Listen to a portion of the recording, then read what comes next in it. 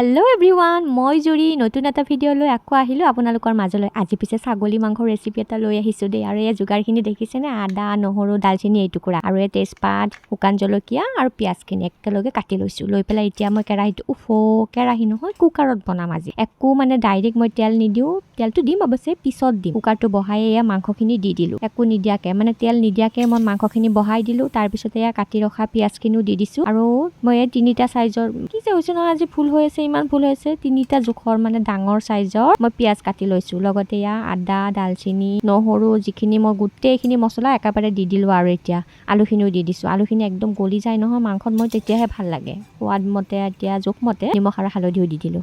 আৰু এয়া জিৰা গুড়ি আৰু ধনিয়া গুড়ি লগতে মিঠাতেলো দি দিছোঁ। জিৰা গুড়ি আৰু ধনিয়া গুড়িখিনি মোৰ একেলগে মিক্স হৈ আছে দেই। যিহেতুকে মই ঘৰতে মানে মছলাখিনি পিচি থওঁ, সেয়ে মই একেলগতে গোটেই পিচি পেলাই থৈ দিওঁ। আৰু ইয়াতে মই দেখুৱাবলৈ নহ'ল, লাল মিৰ্চ পাউডাৰো দিছিলোঁ মই, কাশ্মীৰীটো কালাৰটোৰ বাবে। এতিয়া কুকাৰটো মই ঢাকনখন লগাই চিটি আহিব দিম 2টা।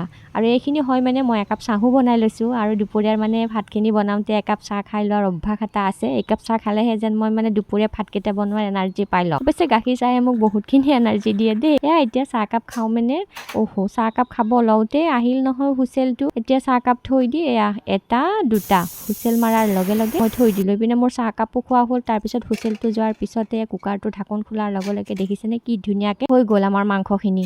হোৱা নাই ৰ'ব, আৰু অলপ কাম আছে। মানে এতিয়া এইখিনি এগেইন আৰু মই গেছটো অন কৰি দিম। কালাৰটো দেখিছে কি ধুনীয়া হৈছে। এতিয়া মই গেছটো এগেইন আৰু অন কৰি দিছোঁ। আৰু অন কৰি দিয়ে অকণমান দৈ আছিল। দৈখিনি নাথাকিলে কথা নাই, থাকিলে দিব, নাথাকিলে কথা নাই। এয়া মোৰ তাত দৈ আছিল বাবে এই দৈখিনি লৈ ল'লোঁ।